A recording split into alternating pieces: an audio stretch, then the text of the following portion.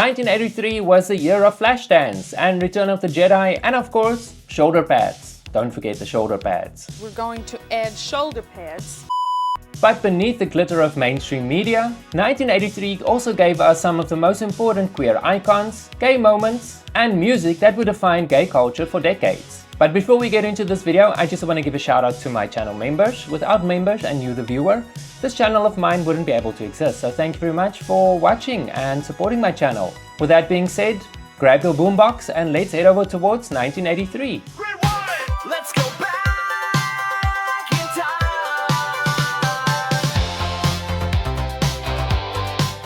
Say hello to my little friend. You give up your dream, you die.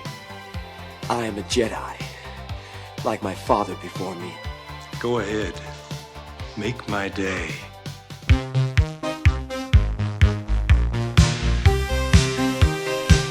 With the release of Sweet Dreams Are Made of This, Eurythmics lead singer Annie Lennox stepped onto the scene with that androgynous look of hers, cropped orange hair, sharp suits, and a voice like no other.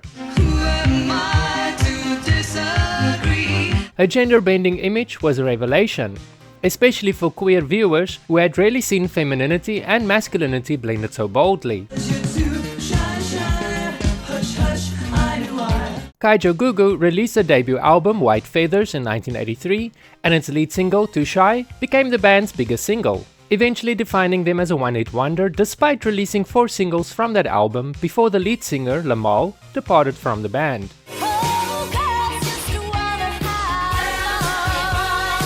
Future gay icons Madonna and Cyndi Lauper both released their debut studio albums, but we'll get back to them in a moment.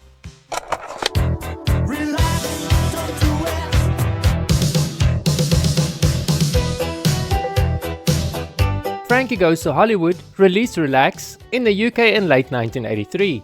With its moans, innuendos, and unapologetic gay imagery in the video, it was one of the most explicitly queer singles of the decade. Pop duo Wham released a debut studio album, and it was filled with radio-friendly pop hits that subtly hinted at all sorts of queerness, especially in that music video for Club Tropicana. First of all, congratulations on Holiday. Thank you. 10. And we said Burning Up was going to do it. Yeah. And it's starting to do it. Madonna, whose very first album dropped in 1983, was still dominating the airwaves. With tracks like Holiday and Burning Up, Madonna brought New York City's queer club culture into the mainstream. Her look and attitude, as well as her dance floor dominance, had all the gays gagging. And that was just the beginning. But Madonna wasn't the only queen in town. Cyndi Lauper is here, ladies and gentlemen. Nice song. The album, I heard the album the other day and it's terrific. Oh, thanks. You must be really happy with it, huh? Cyndi Lauper released Girls Just Wanna Have Fun, which instantly became a queer anthem. Bright hair, quirky outfits, and the message of a joyful rebellion. Cyndi Lauper became a favorite in queer circles overnight. The press loved comparing her to Madonna, painting Cyndi Lauper as the colorful misfit and Madonna as a sexy provocateur. But for queer fans, it wasn't a competition. We claimed both of them. Over time, Madonna became the clear winner of this unwritten competition, and I think we're all grateful for every single, every album, and everything else she did for the LGBTQ community. Why have you done it? You're frightened. You're damn right I'm frightened. It's natural. You don't know what's happening to you, but there's nothing to be frightened of. The Hunger was a stylish vampire thriller starring Catherine Deneuve, David Bowie, and Susan Sarandon. Released in the spring of 1983, it gave us that unforgettable erotic scene between Deneuve and Sarandon. Meet Dad. He's a real man. Got a beer? 7 o'clock in the morning. A mother of a comedy. Mr. Mom was definitely a forgettable film, and is hardly ever spoken about when remembering films from the 80s. But there is one scene many of us still remember a little too well. The strip club.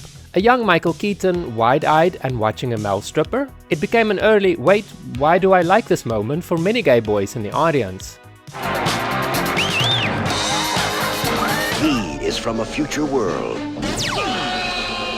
trapped in another time. Yor, the hunter from the future, was a campy sci-fi mess, but actor Ray Brown, in a loincloth, that was pure gay fantasy. Yor, the hunter from the future. Muscles, leather straps, and dramatic slow-motion fights. He was like a comic book hero coming to life. Was the movie coherent? No. Was the movie any good? Not at all, but who cares? We weren't watching the movie for the award-winning acting or intriguing plot. The incredible Lou Ferrigno is Hercules. Now let's talk Lou Ferrigno's Hercules. He may have been famous from The Incredible Hulk, but Hercules in 1983 was his golden, glittering, near-naked rebirth. Let them begin. For a generation of closeted teens, it was a full-on gay awakening. So many viewers have taken to the comments and past videos to tell me how much this specific movie affected their gay awakening. When the feeling hit them, there was no place hotter than heaven. A night in heaven. Rated R. Very few things from the 80s matched the steamy impact of A Night in Heaven. With Christopher Atkins playing a male stripper, for many, it was the first time male sexuality was celebrated on screen with the same lens usually reserved for women. It was one of the worst movies of the 80s, and yet somehow, it was also one of the best movies at the same time. Come on, Bill. No problem, Gino. This guy blows dead dogs. Just lay it in there. Eat and die, Ricky! And finally, Sleepaway Camp. It may have seemed like just another low-budget slasher, but it ended with one of the most shocking and heavily analyzed LGBTQ plot twists in horror history. Turn the wheel! Oh my God! Sleepaway Camp. The film's controversial ending sparked decades of discussion about gender identity, representation and trauma. Love it or hate it, Sleepaway Camp remains one of the most important queer-coded horror films ever made. Someone is waiting for you. If you haven't seen the previous videos in my Rewind series, I'll put a video link or a link to the playlist at the end of this video for you to check out. We started all the way back in 1980, we're by 1983 now. Next week we will tackle 1984. So you need to catch up if you haven't watched those videos yet. Thank you very much for watching this video. If you enjoyed it, give it a thumbs up. It really helps with the algorithm so that other people like yourself might find my content more easily on YouTube. Why? Because if my video resonated with you and you give it a thumbs up, it tells the algorithm that my video resonated with you and that it's a good video. That way it pushes it out to more people and it helps my channel grow. Once again, thank you very much and I'll see you in the next video.